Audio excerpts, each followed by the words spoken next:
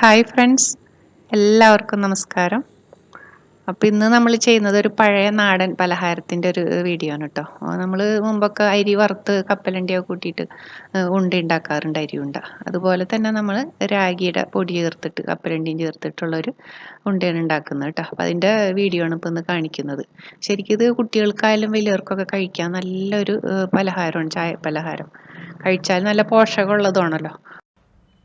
അപ്പം ഞാനിത് ഉണ്ടാക്കാൻ വേണ്ടി ഒരു കപ്പ് രാഗിപ്പൊടിയാണ് എടുത്തിരിക്കുന്നത്. ഇത് നമ്മൾ വാങ്ങിയിട്ട് കഴുകി വീട്ടിൽ പൊടിപ്പിച്ച പൊടിയാണ് കേട്ടോ. അപ്പോൾ ഇതുപോലെ നമുക്ക് കടകളിൽ പാക്കറ്റിൽ വാങ്ങാൻ കിട്ടും. എന്നാലും വീട്ടിലൊക്കെ പൊടിപ്പിച്ച് വെച്ചാൽ നമുക്ക് ഇടയ്ക്ക് ഇതുപോലെ എടുത്ത് ഉപയോഗിക്കാൻ പറ്റും. അപ്പോൾ ഇതിൻ്റെ രാഗിയുടെ കൂടെ ഞാനിപ്പോൾ അരക്കപ്പ് ഗോതമ്പ് പൊടിയും കൂടെ ചേർത്തിട്ടുണ്ട്. അപ്പോൾ ശരിക്ക് നല്ല പ്യുവറായിട്ടുള്ള ഗോതമ്പ് പൊടിയാണെങ്കിൽ കൂടുതലും നല്ലതാണ് കേട്ടോ, മൈദ ഒന്നും ചേർക്കാതെ.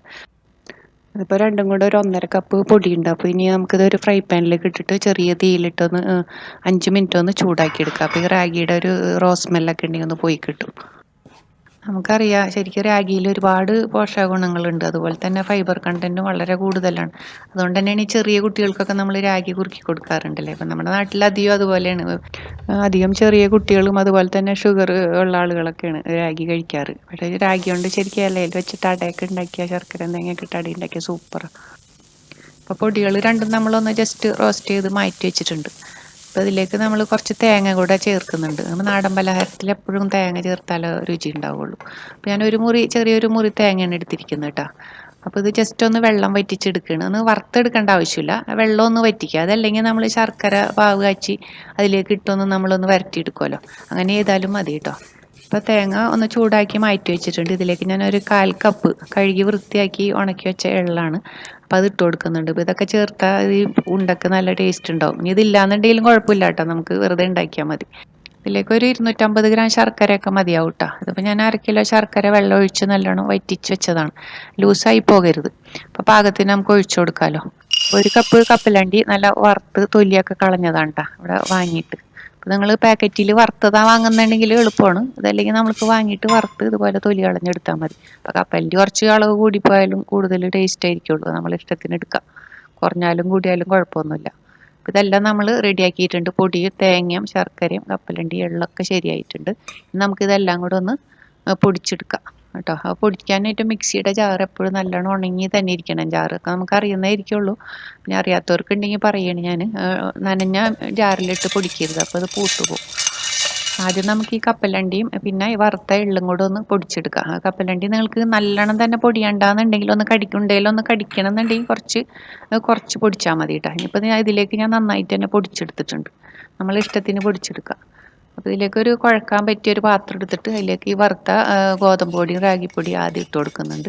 അതിലേക്ക് നമുക്ക് ഈ പൊടിച്ച കപ്പലണ്ടിയും അതുപോലെ തന്നെ എള്ളും കൂടെ പൊടിച്ചിട്ടില്ലേ, അത് ഇട്ട് കൊടുക്കുകയാണ്. പിന്നെ ഈ വെള്ളമൊക്കെ വറ്റിച്ച തേങ്ങ ഇട്ട് കൊടുക്കുന്നുണ്ട്. തേങ്ങ ഇതുപോലെ വെള്ളം വറ്റിച്ച് ചേർക്കുന്ന കാരണം കൊണ്ട് ഇത് ഒരാഴ്ചയൊക്കെ നമ്മൾ ഈ ഉണ്ട പുറത്ത് കേടാകാതിരിക്കും. ഇതിലേക്ക് ആവശ്യത്തിന് ഏലക്കപ്പൊടി ഇട്ട് കൊടുത്തിട്ടുണ്ട് കേട്ടോ. ഇനി നമുക്ക് നല്ല തിക്കായിട്ട് തന്നെ പാവ് കാച്ച ശർക്കര പാനി ഉണ്ടല്ലോ, അതിലേക്ക് ആവശ്യത്തിന് ഒഴിച്ച് കുറേശ്ശെ കുഴച്ചെടുക്കണം. നമ്മൾ എല്ലാം ആദ്യം ഒഴിക്കരുത്, കുറേശ്ശെ ഒഴിച്ചിട്ട് നമ്മളിങ്ങനെ പുട്ടിൻ്റെ പൊടി നനക്കുന്ന പോലെ നല്ലോണം എല്ലാം കൂടെ മിക്സ് ചെയ്യണം. ഈ കപ്പലണ്ടിയും എള്ളും അതുപോലെ ഈ ഗോതമ്പ് പൊടി എല്ലാം കൂടെ മിക്സ് ആക്കിയിട്ട് നല്ലോണം കുഴച്ച് എടുക്കണം. മധുരം അത്യാവശ്യം വേണതിന്. അപ്പോൾ അതിൻ്റെ മധുരം പാകത്തിനാണോ നോക്കിയിട്ട് ഇതുപോലെ കയ്യിലിങ്ങനെ പിടിച്ച് ഉരുട്ടാൻ പാകത്തിനായിട്ടുള്ള അളവിൽ എടുക്കാം നമുക്ക്. അതാണ് അതിൻ്റെ ഒരു പാകം. എന്നിട്ട് ഇതുപോലെ നല്ല സോഫ്റ്റ് ആയിട്ടുള്ള ഉണ്ട നമുക്ക് ഉണ്ടാക്കിയെടുക്കാം. നല്ല ഗ്ലേസിങ് ആണ് ഇത് പുറത്തേക്ക് കാണുമ്പോൾ. ഇനിയിപ്പോൾ നിങ്ങൾക്ക് രാഗിപ്പൊടി വെച്ച് ഇഷ്ടമില്ല എന്നുണ്ടെങ്കിൽ ഗോതമ്പ് പൊടി മാത്രം കപ്പലണ്ടിയൊക്കെ ചേർത്തിട്ട് ഇതുപോലെ ഉണ്ടാക്കിയെടുക്കാം കേട്ടോ. എന്തായാലും ഇത് ഈ ഒരു രീതിയിൽ ഉണ്ടാക്കുമ്പോൾ നിങ്ങൾക്ക് എല്ലാവർക്കും തീർച്ചയായിട്ടും ഇഷ്ടപ്പെടും. കഴിക്കാൻ നല്ല ടേസ്റ്റ് ഉണ്ട്. അപ്പോൾ ഇതുപോലെ നമ്മൾ ഉണ്ടാക്കി വെക്കുകയാണെങ്കിൽ കുട്ടികൾ സ്കൂൾ കഴിഞ്ഞൊക്കെ വരുമ്പോൾ കൊടുക്കാൻ പറ്റിയ നല്ലൊരു പലഹാരമാണ്. തീർച്ചയായിട്ടും അവർക്ക് ഇഷ്ടപ്പെടും. അതുപോലെ തന്നെ ഈ രീതിയിൽ ഉണ്ടാക്കുകയാണെങ്കിൽ നമുക്ക് ഒരാഴ്ചയൊക്കെ പുറത്ത് വെച്ച് ഉപയോഗിക്കാം, തീരെ കേടാവില്ല. അപ്പോൾ 2 ദിവസം കഴിയുമ്പോൾ ജസ്റ്റ് മേലെ ഇങ്ങനെ ഡ്രൈ ആയിട്ടുണ്ടെങ്കിലും അകത്ത് നല്ല സോഫ്റ്റ് ആയിരിക്കുള്ളൂ. അപ്പോൾ തീർച്ചയായിട്ടും ഇതുവരെ ഉണ്ടാക്കി നോക്കാത്തവരുണ്ടെങ്കിൽ ഒന്ന് ട്രൈ ചെയ്ത് നോക്കണം കേട്ടോ. ഇതിപ്പോൾ 2 കഴിച്ച് ഒരു ഗ്ലാസ് പാലോ അല്ലെങ്കിൽ ചായ ആണെങ്കിൽ കുടിച്ചാൽ കുട്ടികൾക്ക് നല്ല വയർ ഫുള്ളാവും.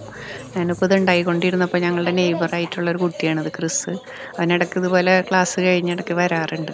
അപ്പോൾ ഞാൻ അവനിക്ക് കഴിക്കാൻ കൊടുത്തപ്പോൾ 2 പെട്ടെന്ന് തന്നെ കഴിച്ചു തീർന്നു. നല്ല ടേസ്റ്റ് ഉണ്ടെന്നാണ് പറയുന്നത്. സൂപ്പറായിട്ടുണ്ടെന്ന് പറയുന്നുണ്ട്. അപ്പോൾ തീർച്ചയായിട്ടും നിങ്ങൾ ഇഷ്ടപ്പെട്ടിട്ടുണ്ടെങ്കിൽ ഷെയർ ചെയ്യാൻ മറക്കരുത് കേട്ടോ. ഇനി പുതിയ റെസിപ്പി ആയിട്ട് അടുത്ത വീഡിയോയിൽ കാണുന്നവരെ take care and bye bye.